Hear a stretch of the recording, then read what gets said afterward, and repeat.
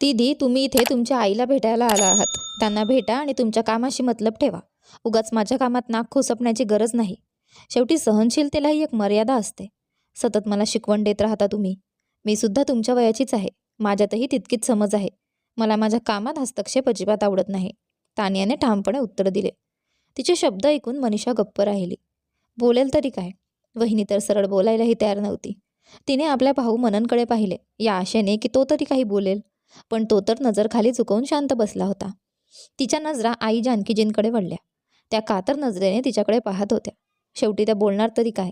त्यांना तर मुलगा आणि सुनेसोबतच राहायचे होते. मनीषाने ही अपमानाची गोळी गिळली. तिला ठाऊक होते, जर तिने काही बोलले तर नंतर वहिनी आईचे जगणे कठीण करून टाकेल. इतक्या दिवसांनंतर मनीषा आपल्या माहेरी आली होती. पण घरात एवढा बदल झालेला असेल हे तिच्या कल्पनेपलीकडचे होते. ज्या घरात कधी काळी आईवडिलांचे वर्चस्व होते, तिथे आज सुनेचे राज्य चालत होते.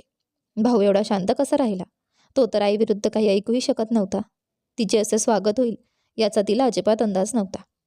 माहीत आहे की एखाद्या व्यक्तीच्या जाण्यानंतर घरात बदल होतो.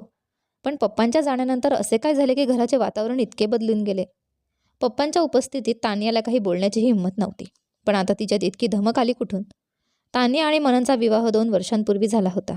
त्यांच्या लग्नाच्या 3 महिन्यानंतरच मनीषाचा सूरजसोबत विवाह झाला आणि ती सासरी निघून गेली.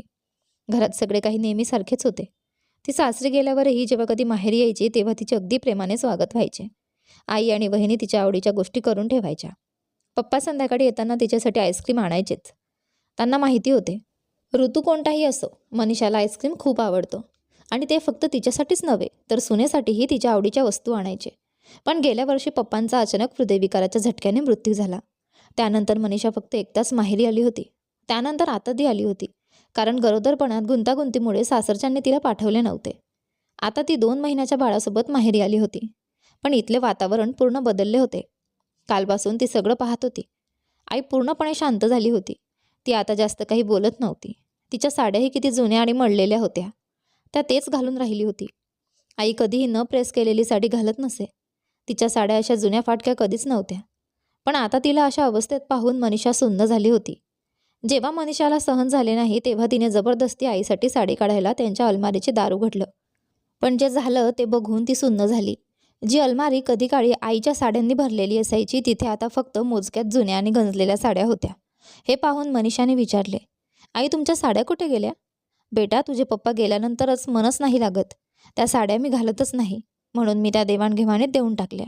पण त्यात कित्येक तुझ्या आवडत्या आणि न वापरलेल्या साड्या होत्या. हो, पण मी तरीही काढून टाकल्या. यावर मनीषा काही बोलू शकली नाही. सायंकाळी तिच्या शेजारी राहणाऱ्या मैत्रिणीने तिला जेवणासाठी बोलावले होते. ती आपल्या मुलासोबत तिच्या घरी गेली. आईलाही बरेच सांगितले पण आई घरीच राहिली. पण जेव्हा ती परत आली तेव्हा आई जेवत होती. आईच्या ताटात फक्त डाळ रोटी पाहून मनीषा दचकली.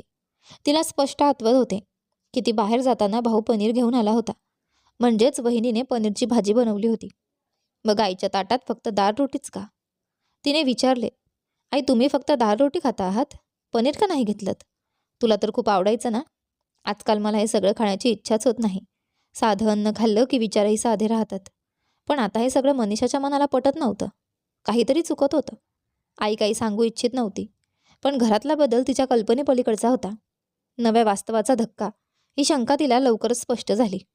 रात्री वहिनी आपल्या मोठ्या बहिणीशी बोलत होती आणि त्या बोलण्याच्या शब्दांनी मनीषाच्या काळजात धक्का बसला. अगं काय सांगू, नणंद घरी आली आहे. ती लवकर जावी म्हणजे माझा त्रास कमी होईल. आज आईला विचारत होती की तिने पनीर का नाही घेतलं. अगं मी दिलं असतं तर तिने घेतलं असतं ना. विधवा बाईला असले पदार्थ खायची काय गरज आहे? हे ऐकून मनीषाचा संताप झाला. म्हणजे पप्पा गेल्यावर आईचे अस्तित्वच संपले. साड्यांसाठीही नक्की वहिनीने काहीतरी टोमणे मारले असतील. म्हणूनच आई जुन्या गंजलेल्या साड्या घालत होती. तिने ठरवलं की जाऊन वहिनीला प्रत्युत्तर द्यायचं. पण मग शांत राहिली. वहिनीची मनमानी चालू होती आणि भाऊ मात्र गप्प बसत होता. आईच्या सहनशीलतेचा अंत त्या रात्री मनीषाने आईशी बोलायचं ठरवलं. आई तुम्ही काही बोलत का नाही? आमची आजीही विधवा होती. पण तुम्ही तिच्याशी कधीच असा भेदभाव केला नाही. उलट जर कोणी तिला टोमणे मारले असले तर तू भांडून तिच्यासाठी उभी राहिली असती. मग आज तुम्ही का सहन करताय? आईने दीर्घ सुस्कारा घेतला. बेटा, राहायचं तर मला माझ्या मुलगा सुनेसोबत आहे. जर मी विनाकारण भांडण काढली तर ते मला सोडून निघून जातील. मग मी एकटी कशी राहीन? पण आई, वहिनी इतकी मनमानी करते आणि भाऊ गप्प बसलाय. तो तिला काहीच उत्तर देत नाही का? सुरुवातीला देत होता, पण मग रोज भांडणं व्हायची. वहिनीने इतका त्रास दिला की शेवटी मीच त्याला शांत राहायला सांगितलं. निदान तो तरी सुखाने राहावा. मी तर आयुष्य जगून झाले, आता उरलेले दिवस कुठेही निघून जातील. स्वाभिमान का गमावला? 1 मिनिट आई, तुमचं वय फक्त 55 वर्षांचं आहे. अजून कितीही वर्ष तू आनंदात जगू शकते. कमीत कमी स्वाभिमानाने तरी जग. हे घर तुझं आहे, आम्ही तुझी मुलं आहोत. पण इथे सगळं वहिनीच्या इशाऱ्यावर चालतंय. हे चुकीचं आहे. तू सोड रे हे सगळं, झोप आता. नाहीतर तुझा मुलगा उठला तर तुला त्रास देईल. असं म्हणून आईने विषय बदलला आणि दुसरीकडे वळून झोपली. पण दुसऱ्या दिवशी जेवताना वहिनीने मुद्दामून आईला अपमानित केलं. नाश्त्यासाठी कचोरी आणली होती. सगळ्यांना तिने कचोरी वाटली, फक्त आईला नाही. हे पाहून मनीषा चिडली आणि म्हणाली, वहिनी, माझं मूल अजून 2 महिन्यांचं आहे. मी कचोरी खाऊ शकत नाही, पण तुम्ही आईला का नाही वाढली? वहिनी तडतडली, आईजी हे सगळं खात नाहीत. वहिनी, तुम्ही वाढलंच नाही तर त्या कशा खातील? मनीषाने काही न बोलता आपले ताट आईसमोर ठेवले. मी माझ्यासाठी दलिया किंवा खिचडी करून आणते, असं म्हणत ती स्वयंपाकघराकडे वळली. तेव्हा तान्यामध्येच बोलली, तुम्हाला दलिया खिचडी खायची असेल तर तुमच्या इच्छेने खा, पण आई कचोरी खाऊ शकत नाहीत. का? कोणत्या शास्त्रात लिहिलंय की विधवा स्त्रीने फक्त साधं अन्नच खावं? मनीषाने एवढंच विचारलं आणि लगेच तान्याने तिला टोमणे मारायला सुरुवात केली. आपला भाऊ आणि आई गप्प बसलेले पाहून मनीषाच्या डोळ्यात पाणी आलं. पण तान्याला तरीही समाधान झालं नाही. हातवारे करत ती पुढे म्हणाली, तुम्हाला या घरात राहायचं असेल तर गप्प राहून राहा. माझ्या कामात उगाच लुडबुड करण्याची गरज नाही. आणि जर इतकीच तळमळ असेल तुमच्या आईला खाऊ पिऊ घालायची, चांगलं नेसायची, तर त्यांना तुमच्याबरोबर घेऊन जा. पण आम्हाला त्रास देऊ नका. जर असंच चालू ठेवायचं असेल तर पुढच्या वेळी या घरात पाऊलही ठेवायचं नाही. तान्याचे शब्द ऐकून मनीषाला संतापनावर झाला.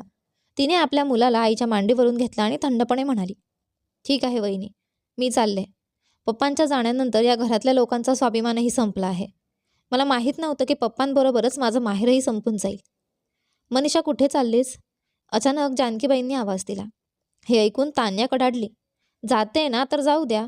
माहेरच्या घरात येऊन काही उपकार करत नाहीये ही. आणि तुम्हाला तिला थांबवायची काही गरज नाही. तुम्ही जा तुमच्या खोलीत. आईची अखेरची शांतता भंगली. यावर जानकीबाईंनी संतापाने आवाज चढवला, गप्प बसून बाई, खूप जास्त बोलतेस तू. तू कोण मला आदेश देणारी? मी शांततेसाठी गप्प असते. त्याचा अर्थ मला बोलता येत नाही असा होत नाही. मी या घरात शांतता राहावी म्हणून सहन केलं, पण माझ्या मुलीला काही ऐकवायची तुझी हिंमत कशी झाली? अच्छा, जबाबदाऱ्या आम्ही पार पडायच्या आणि तुमच्या मुलीसाठी मात्र तुम्ही आवाज उठवायचा. हे विसरू नका, तुम्ही आमच्यासोबत राहता. तान्याने बेशर्मीने उत्तर दिलं. नाही विसरले मी, काहीच विसरले नाही.